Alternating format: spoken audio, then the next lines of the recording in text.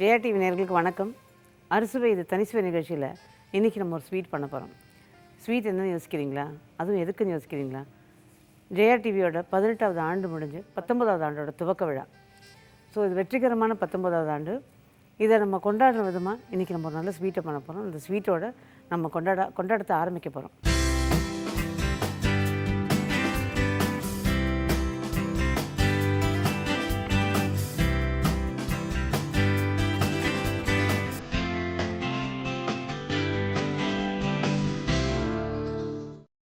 பொதுவாக இந்த ஸ்வீட் வந்து பார்த்திங்கன்னா இன்றைக்கி நம்ம பண்ண போகிறது முதல்ல பேரை சொல்லிடுறேன். சம்சம்.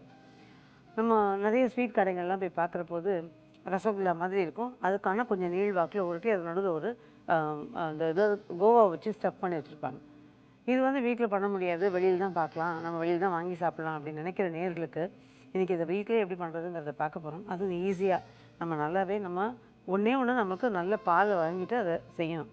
இது ஒன்று தான். அதில் மற்றபடி எல்லா பொருட்களுமே வீட்டில் கிடைக்கக்கூடிய பொருளும் வீட்டில் இருக்கக்கூடிய பொருளுங்களை வச்சு தான் நம்ம பண்ண போகிறோம். இதுக்கு முதல்ல என்னென்ன தேவைங்கிறத சொல்லிட்டேன், அதுக்கப்புறம் அதை எப்படி பண்ணுறதுங்கிறத பார்க்கலாம். வினிகர் 2 டேபிள் ஸ்பூன், மெல்லிய ரவை 2 டீஸ்பூன், மஞ்சள் கலர் சிறிதளவு, ஏலக்காய் தூள் 1/2 டீஸ்பூன், சீவிய பாதாம் சிறிதளவு. இப்போ இந்த சம்சம் செய்கிறதுக்கு தேவையான பொருள்லாம் பார்த்தோம் இல்லையா? இப்போ முதல்ல இந்த பால் இதை அடுப்பில் வச்சுட்டு நம்ம பாலை காய்ச்சிட்ருக்கோம். அந்த காய்ச்சிட்ருக்கிற நேரத்தில் நீங்கள் பால் அப்படின்னு நம்ம பொதுவாக சொல்லியிருக்கேன். பட் இப்போ பார்த்திங்கன்னா விதவிதமாக கிடைக்கிது. ஃபுல் க்ரீம் மில்க்கு, அப்புறம் ஃபுல் ஃபேட் மில்க்கு, அந்த மாதிரி நிறைய கிடைக்கிது. அப்புறம் அந்த பர்சன்டேஜ் குறைய அதாவது கடைசியில் வரைக்கும் பார்த்திங்கன்னா ஒரு 3 விதமான இது கிடைக்கிது. அதில் முதல் இது வந்து நல்ல ஃபுல் க்ரீம் மில்க் இருக்கும். அதில் வந்து ஃபேட் கண்டென்ட் அதிகமாக இருக்கும். அது 2வதுல வந்து கொஞ்சம் எடுத்துருப்பாங்க, அந்த கொழுப்பெல்லாம் நீக்கியிருக்கும். 3வது ஸ்டேஜ் பார்த்திங்கன்னா நல்லாவே கொழுப்பை நீக்கின பாலாக கிடைக்கும். ஆனால் நம்ம இதுக்கு எடுக்க வேண்டியது ஒன்று பசும்பால் இருந்ததுன்னா, பசும்பால் கிடைச்சதுன்னா கட்டாயம் பசும்பால் ரொம்ப நல்லாயிருக்கும், அதை வாங்கிக்கலாம். அல்லது இந்த ஃபுல் க்ரீம் மில்க், அப்போ உங்களுக்கு பன்னீர் நல்லாயிருக்கும். அதனால் அந்த ஃபுல் க்ரீம் மில்க் அதில் அந்த ஃபேட் கண்டென்ட் அதிகமாக இருக்கும், கொழுப்பு சத்து அதிகமாக இருக்க பாலை வாங்கி தான் இதை நம்ம செய்யணும். அப்போ தான் உங்களுக்கு இது நல்லா டேஸ்டியாக இருக்கும். இன்னொன்று என்னென்னா, இந்த பசும்பால் அப்படின்னு மென்ஷன் பண்ணி சொல்கிறதுக்கு காரணம் வந்து பொதுவாக இந்த ரசகுல்லாலாம் பார்த்திங்கன்னா பசும்பால் தான் பெரும்பாலும் பண்ணுவாங்க. என்னென்னா அந்த ஸ்பாஞ்சியாக ஒரு டெக்ஸ்சர் இருக்கும் இல்லையா, ஒரு மாதிரி இந்த ரப்பரி டெக்ஸ்சர் ரொம்ப ஸ்பாஞ்ச் மாதிரி இருக்கும். அந்த இதுக்கு வந்து நம்ம பசும்பாலில் தான் அதிகமாக கிடைக்கும். ஸோ பசும்பாலை வாங்கி செய்யும்போது தான் நம்ம அந்த பன்னீர் வந்து ஒரு மாதிரி ஒரு அழுத்தம் கொடுக்கும், நல்லாயிருக்கும் பன்னீர். அதாவது சாஃப்டாகவும் இருக்கும், அதே சமயம் ஒரு ரப்பர் மாதிரி இருக்கும். அந்த மாதிரி டெக்ஸ்சர் வந்து இந்த ரசகுல்லா இந்த மாதிரி விஷயங்களுக்கு ரொம்ப பொருந்தி வரக்கூடியது. அதனால தான் பசும்பால் எடுக்கிறோம். பட் பசும்பால் கிடைக்காத பட்சத்தில் நம்ம வந்து இந்த ஃபுல் க்ரீம் மில்க் வாங்கிக்கலாம். அதே மாதிரி இதுக்கு வந்து இன்றைக்கி நான் வினிகர் கொடுத்துருக்கோம். முறிக்கிறதுக்கு பாலை முறித்து தான் பண்ண போகிறோம். வினிகர் கொடுத்துருக்கோம். வினிகர் இல்லை வீட்டிலன்னா எலுமிச்சம்பழமும் அந்த 2 டேபிள் ஸ்பூன் எடுத்துக்கலாம். அந்த எலுமிச்சம்பழத்தையும் எடுத்து நம்ம புழிஞ்சு ரெடியாக விதையெல்லாம் நீக்கிட்டு வடிகட்டி வச்சுக்கிட்டு அதுக்கப்புறமா இதே மாதிரி அதை பண்ணோன்னா நல்லாயிருக்கும். ஸோ இப்போ பால் காயணும். இது கவனமாக பார்த்துட்டு இந்த தீயை அதுக்கப்புறமா மெதுவாக குறைச்சிட்டு நம்ம இந்த வினிகரை சேர்க்கலாம். இப்போ பார்த்திங்கனால அந்த பால் பொங்கி வர ஸ்டேஜு. இப்போ வந்து நம்ம வந்து இதை நல்லா கவனமாக பார்த்துருந்துட்டு இதை அடுப்பை ஆஃப் பண்ணிவிட்டு, அதாவது நல்லா பொங்கி வழிஞ்சிடாமல் அதை ஆஃப் பண்ணிவிட்டு இதை நிதானமாக இந்த வினிகரை ஊற்ற போகிறோம். இந்த வினிகரை ஊற்றும் போது ரொம்ப தொடாமல் லேசாக ஒரு தொலை விட்டு விட்டுடணும். ரொம்ப அதிகமாக தொடர்னா அந்த பன்னீரெல்லாம் நிறைய உடஞ்சி சின்ன சின்ன பீஸாக வரும். ஸோ நம்ம வந்து ரொம்ப தொடரக்கூடாது, லேசாக தொடர்ந்தோம்னா ஒரு 2 தடவை அப்படியே சுற்றி விட்டோம் அப்படின்னா இந்த பன்னீர் வந்து நமக்கு ஓரளவுக்கு நல்லா முழுசாக பதமாக நிற்கும். இப்போ பாருங்கள் பால் பொங்கி வருது. நான் அடுப்பை ஆஃப் பண்ணிடுறேன். இப்போ இதை ஆஃப் பண்ணி வச்சுருக்கோம். இப்போ இந்த வினிகரை கொஞ்சமாக அதில் ஊற்றிடலாம். முதல்ல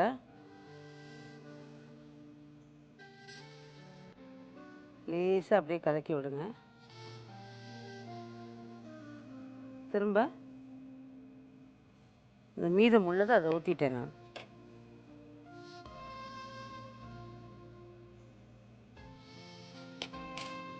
இப்போ 2 மினிட்ஸ் வெயிட் பண்ணலாம். இப்போ அது நல்லா திரிஞ்சு வரணும். நான் இப்போ தீ வந்து ஆஃப் பண்ண தீயில் கொஞ்சம் வினிகர் விட்டுட்டு திரும்ப தீயை ஆன் பண்ணி தீயை நல்லா குறைச்சி வச்சுருக்கேன். அதில் இப்போ பார்த்திங்கன்னா தெரியும், இந்த மாதிரி தண்ணி தனியாக பன்னீர் தனியாக திரிஞ்சு வரணும். நமக்கு பார்த்திங்கன்னா நம்ம தொலைவிட்டே இருந்தோம்னா இந்த மாதிரி கெட்டியாக பன்னீர் கிடைக்காது. அது ஒரு மாதிரி பிரிஞ்சு போய் அதுவும் தண்ணியோட தனியாக சேர்ந்துட்டு நிற்கும். அதனால் ரொம்ப தண்ணி அந்த தொலைவாமல் இந்த தண்ணி தனியாக பன்னீர் தனியாக வர மாதிரி வச்சுக்கோங்க. ஒருவேளை நீங்கள் ஊற்றுற வினிகர் பத்தலைன்னு வச்சுக்கோங்க, இன்னும் கொஞ்சம் அதில் சேர்த்துக்கலாம். இப்போ அவ்வளோதான். இப்போ நான் அடுப்பை ஆஃப் பண்ணிவிட்டேன். இந்த அளவுக்கு அது பிரிஞ்சு வந்தால் தான் உங்களுக்கு பன்னீர் முழுமையாக கிடைக்கும் நல்லா உங்களுக்கு. நான் அடுப்பை ஆஃப் பண்ணிட்டோம். அது மெதுவாக ஒரு வடிகட்டியில் இப்போ பார்த்திங்கன்னா பன்னீர் நல்லா அப்படியே செட் ஆகி நல்லா இதுவாக வந்திருக்கு பாருங்கள்.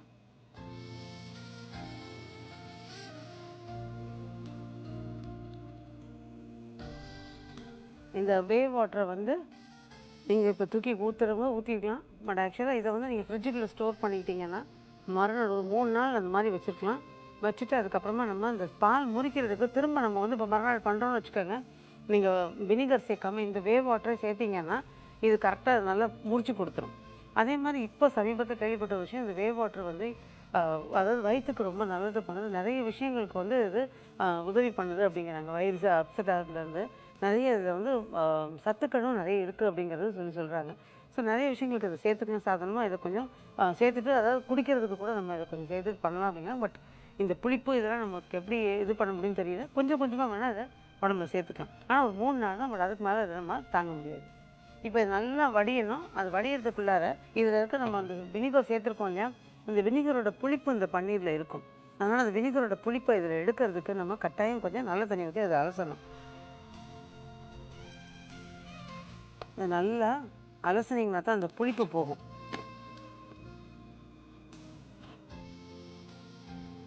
இந்த வடிகட்டி இல்லை அப்படின்னா ஒரு சின்ன மஸ்லின் துணி போட்டு அதுலேயும் வடிகட்டலாம். பட் பெரிய கண்ணுள்ள வடிகட்டியே எடுக்கக்கூடாது. தண்ணியை நல்லா வடிச்சிடலாம். வடித்ததுக்கப்புறமா அது என்ன பண்ணுறதுங்கிறத பார்க்கலாம். நான் அதுக்கு முன்னாடி அறுசுவை தனிசுவை விஷயம் சின்ன கமர்ஷியல் பிரேக்.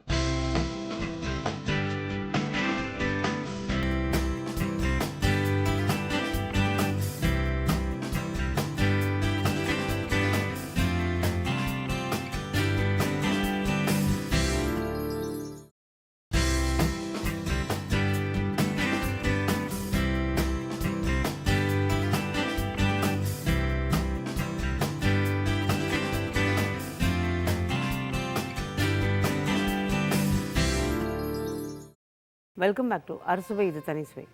நம்ம சம்சம் ஸ்வீட்டுக்கு பாலை நல்லா காய்ச்சி வினிகரை விட்டு இந்த பாலை திரித்து வடிகட்டி நல்ல ஒரு அலசிட்டு தண்ணியை நல்லா வடிக வச்சு எடுத்து வச்சுருக்கோம்.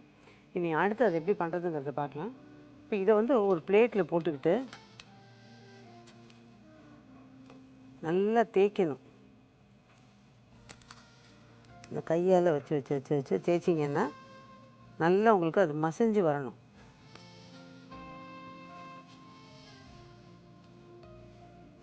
அந்த பன்னீர் திரியாக இருக்கும் இல்லையா, அது எல்லாமே நல்லா மசிஞ்சு வந்தால் தான் இந்த ஸ்வீட் நல்லாயிருக்கும்.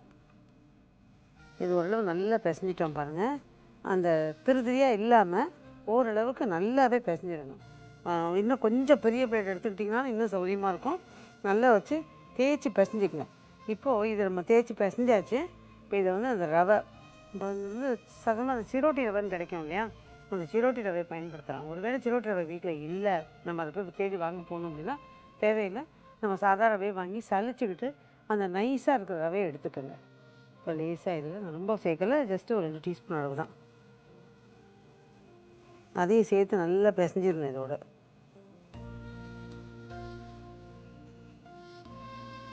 இதை நல்லா திரும்ப தேய்ச்சி பிசைஞ்சிக்கிட்டிங்கன்னா அந்த ரவை மேலும் அதில் இருக்கிற ஈரத்தையும் நல்லா இழுத்துக்கும். ஒரு மாதிரி இந்த டெக்ஸ்சரை கொடுக்கும் நமக்கு. இப்போ நல்லா தேய்ச்சி பிசைஞ்சிட்டேன். இப்போ சின்ன சின்ன உருண்டைகளாக உருட்டணும். அதுக்கு முன்னாடி நம்ம அதில் ஒரு ப்ரெஷர் குக்கரில் தண்ணியும் சர்க்கரையும் வச்சு கொதிக்க வச்சுட்டு அந்த கொதிச்சுட்டு இருக்க நேரத்துக்குள்ளே இதை உருட்டிடலாம். இந்த அளவுக்கு அதை நல்லா பிசைஞ்சு வச்சுடுங்க. வச்சுட்டு இப்போ சர்க்கரையும் தண்ணியும் நம்ம போடணும். இந்த 1 லிட்டர் பாலுக்கு பார்த்திங்கன்னா 2 கப்பு தண்ணி போட்டுக்கோங்க.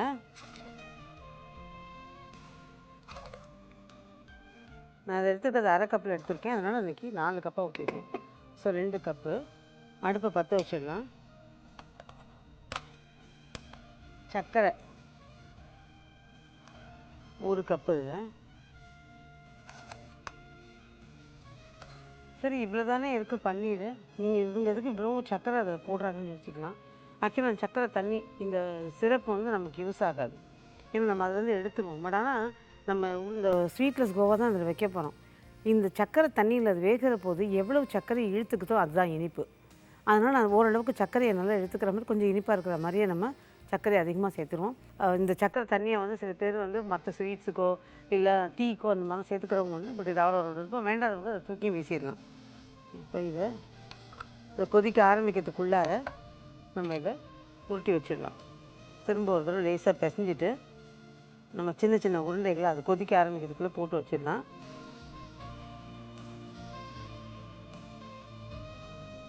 இது ரசகுல்லா மாதிரி உருண்டையாக போடாமல் கொஞ்சம் நீள் வாக்கில் போடணும். பொதுவாக கடைகளில் பார்த்திங்கன்னா அப்படி தான் இருக்கும். ஸோ அந்த மாதிரி பண்ணலாம். அப்புறம் அவர் ஒரு விருப்பம் ஒரு வேளை இல்லை கடையில் இருக்கிற மாதிரி தான் பண்ணணுமா, நம்ம ரவுண்டாக பண்ணணுமா, பண்ணால் நல்லா தானே இருக்கும்னு நினச்சிங்கன்னா அப்படியும் பண்ணலாம். விருப்பப்பட்டவங்க இந்த பன்னீர்லேயே கொஞ்சம் கலரும் கொடுக்குறவங்க கொடுத்துக்கலாம்.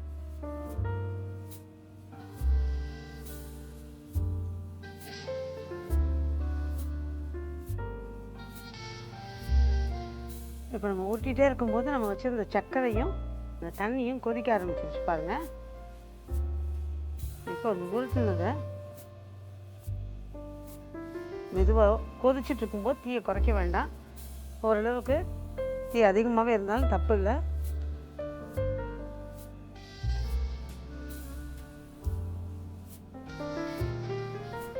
தீ அதிகமாக தான் இருக்கணும், எண்ணெய் காரத்துக்குள்ளே குறைக்க வேண்டாம்.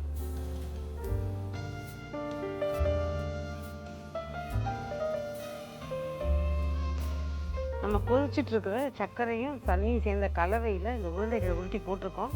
ஒரு 2 நிமிஷம் கொதிக்க விட்டுருக்கேன். இப்போ அதாவது அதிகப்படியான தீயில் வச்சு கொதிக்க விட்டுருக்கேன். இப்போ குக்கரை மூடிட்டு மிதமான தீயை வச்சுருக்கேன். தீ அதிகமாக இல்லை, கொஞ்சம் மிதமான தீயில் வச்சு, அதிகமாகவும் இல்லாமல் ரொம்ப குறையவும் இல்லாமல் மிதமான நடுத்தர தீயில் வச்சுருன்னு சொல்லுவோம்ல, அந்த நடுத்தர இதில் வச்சுருக்கேன். ஒரு 3 விசில் போட்டதுக்கப்புறம் தீயை நல்லா குறைச்சிட்டு ஒரு 2 நிமிஷம் கழித்து ஆஃப் பண்ணோம்னா கரெக்டாக இருக்கும். அதுக்கு இடையில இந்த உள்ளே வைக்க வேண்டிய ஸ்டஃபிங்கை ரெடி பண்ணிக்கலாம். அதுக்கு முன்னாடி அறுசுவை தரிசன நிகழ்ச்சியில் ஒரு சின்ன கமர்ஷியல் பிரேக்.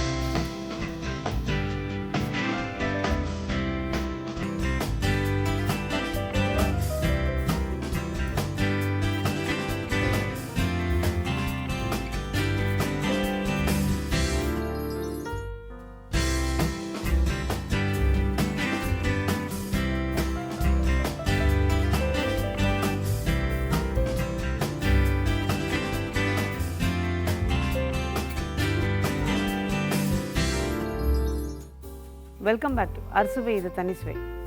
நம்ம பன்னீரை பால் வச்சு பன்னீர் முறிச்சிட்டு அதை வடிகட்டி நல்லா அதுக்கப்புறம் பிசைஞ்சிட்டு அதில் கொஞ்சம் ரவையும் சேர்த்து பிசைஞ்சு சின்ன சின்ன உருண்டைகளாக உருட்டி வச்சோம். குக்கரில் தண்ணியும் சர்க்கரையும் சேர்த்து கலவை கொதிக்கும் போது நம்ம அந்த உருட்டி வச்ச உருண்டைகளை போட்டு 2 நிமிஷம் கொதிச்சதுக்கப்புறம் குக்கரை மூடியிருக்கேன். இப்போ அந்த குக்கரில் விசில் வரணும். நான் அதுக்குள்ளே இடையில நம்ம அந்த உள்ளே வைக்க வேண்டிய ஸ்டஃபிங்கை ரெடி பண்ணிடலாம். இப்போ நம்ம இந்த இனிப்பு இல்லாத கோவா எடுத்திருக்கேன். நல்ல இனிப்பு பிடிக்கும்னு நினைக்கிறவங்க நீங்கள் ஏன்னா இது நம்ம அடுத்தது நம்ம சமைக்க போகிறது கிடையாது. இது அப்படியே உள்ள ஸ்டஃபிங் தான். அதனால் அப்படியே சும்மா ஸ்டஃப் பண்ண போகிறோம். அதனால் நம்ம வந்து வேணும் இனிப்பு பிடிக்கும்னு நினைக்கிறவங்க, அதுவும் இந்த இனிப்பு இல்லாத கோவா கிடைக்கலன்றவங்க நீங்கள் இனிப்புள்ள கோவாவை எடுத்துகிட்டு நம்ம இப்போ பண்ணுற மாதிரி ஃபில்லிங்கை பண்ணிடலாம். அந்த இனிப்பு இல்லாத கோவா எடுக்கும்போது அந்த இதில் சம்சமில் வெளியில் இருக்கிற அந்த பன்னீர் இதில் வந்து பார்த்திங்கன்னா நமக்கு இனிப்பு நல்லா சார்ந்துருக்கும். ஸோ இந்த இனிப்பு இல்லாத போது அது 2 அட்ஜஸ்ட் ஆகிடும். இனிப்பு பிடிக்கிறதுக்கு அதிகமாகவே இனிப்பு பிடிக்கிறதுக்கு இதில் நீங்கள் இனிப்பு போட்டுக்கலாம்.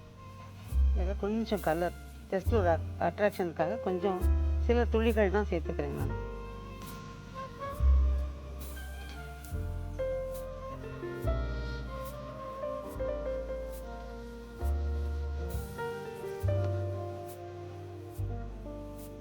அது மிக்சர் ரெடி பண்ணிட்டோம்.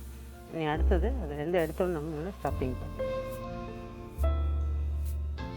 ஒரு 3 விசில் வந்துருச்சு. இப்போ நான் தீ குறைச்சி வச்சுருக்கேன், நல்லா குறைச்சிருக்கேன்.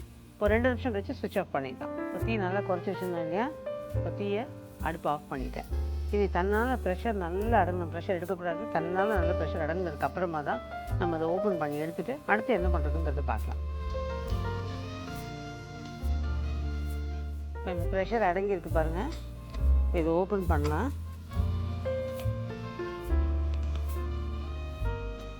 நம்ம எவ்வளோ சின்னதாக போட்டிருந்தோம், இப்போ பாருங்கள் நல்லா பெருசாக இருக்குது பாருங்கள்.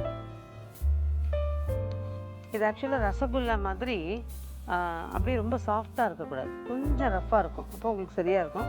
நம்ம பீஸே பார்த்தீங்கன்னா தெரியும், நம்ம சின்னதாக உருட்டியிருந்தோம். இது நல்லா வெந்து இந்த சக்கரை தண்ணி அது உள்ளே இழுத்துக்கிட்டு நல்லா பெருசாக இருக்குது பாருங்கள். ஆக்சுவலாக ரசகுல்லாவோட ப்ரொசீஜரும் அதுதான். இது ஆறணுன்னு அதை பண்ணிவிட்டு உங்கள்கிட்ட அது எப்படி பண்ணுறதுங்கிறதையும் அதையும் சொல்கிறேன். ஸோ உங்களுக்கு அது ரசகுல்லா ரசமலாய் இது செய்கிற போது உங்களுக்கு எவ்வளோ ஈஸியாக இருக்குன்னு சொல்லலாம்.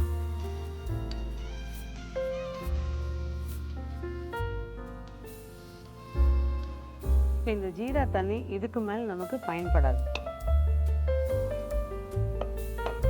பிளேட்டில் போட்டுடலாம், சீக்கிரம் ஆறிடும். நான் அதுக்கு முன்னாடி பார்த்தீங்கன்னா அது ஆறுற நேரத்துக்குள்ளார நான் இதில் இருக்க அந்த ஜீராவெல்லாம் அப்படியே எடுக்கலை. ஏன்னா ஓரளவுக்கு அந்த இனிப்பு வேணும், நல்லாவே இனிப்பு இருக்கும் இல்லையா. ஸோ அது வந்து அந்த ஜீராவோடு இருந்ததுன்னா உங்களுக்கு சாப்பிடும்போது கொஞ்சம் ஜூஸியாக இருக்கும்.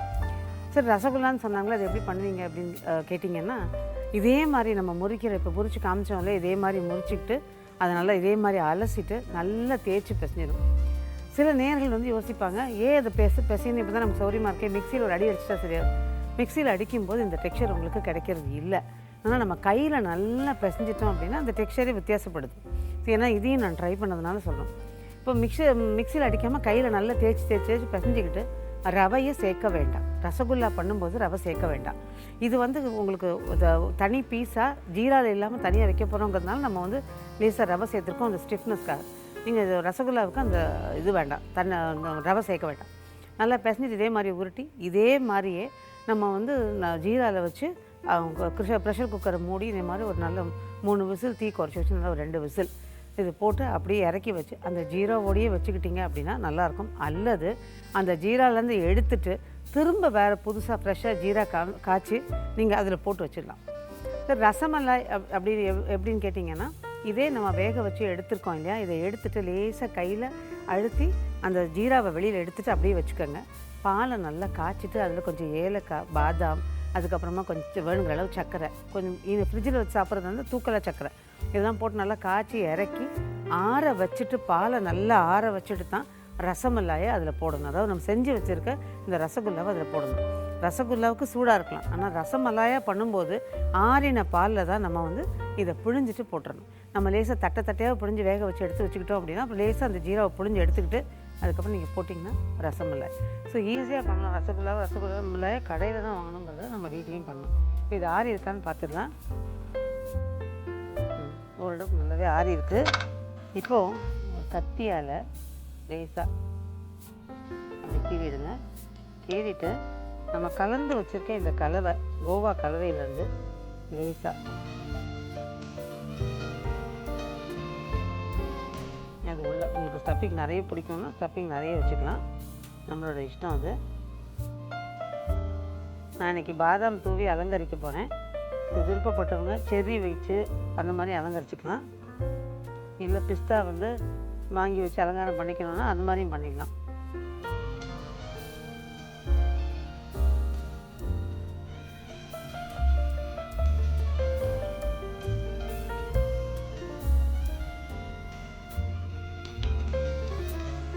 இந்த நடுவில் கோவா பார்த்திங்கன்னா ஓரளவுக்கு மிதமாக அது இனிப்பே இருக்காது. அந்த பாலில் உள்ள இனிப்பு தான், அந்த கோவாவில் இயற்கையாக உள்ள இனிப்பு தான். இந்த இனிப்பு சேரும்போது அது ரொம்ப நல்லாயிருக்கும், உங்களுக்கு அளவான இனிப்பாக இருக்கும். இதுக்கு மேலே இனிப்பு தான் நீங்கள் கோவாவில் சேர்த்துக்கலாம். பொடிச்ச சர்க்கரையை சேர்த்துக்கங்க.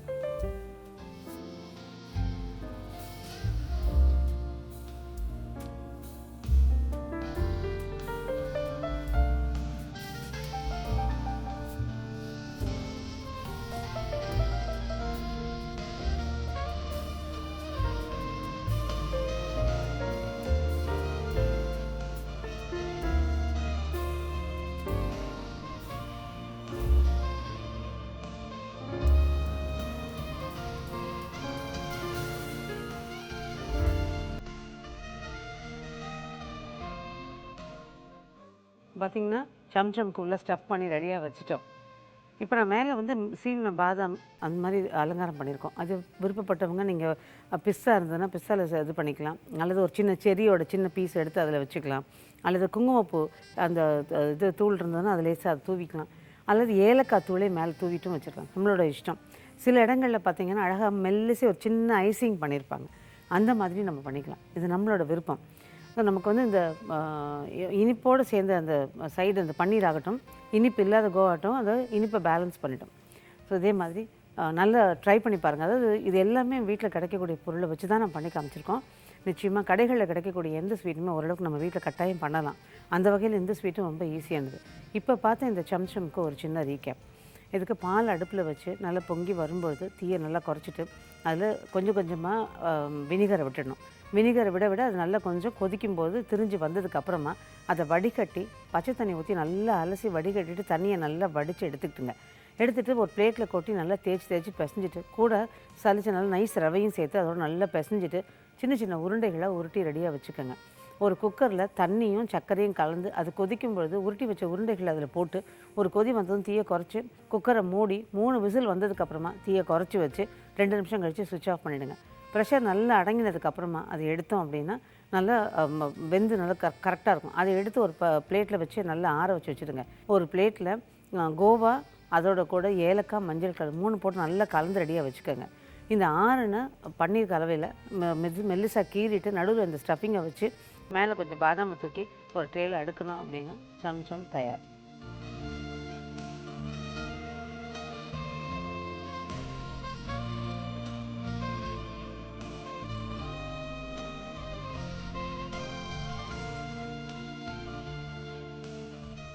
கடையில் கிடைக்கக்கூடிய நல்ல ஸ்வீட்டை வீட்டிலே செஞ்சு காமிச்சிருக்கோம். நிச்சயமாக நேரில் எல்லாம் வீட்டில் இருக்கக்கூடிய பொருளை வச்சு நீங்கள் ட்ரை பண்ண போகிறீங்க.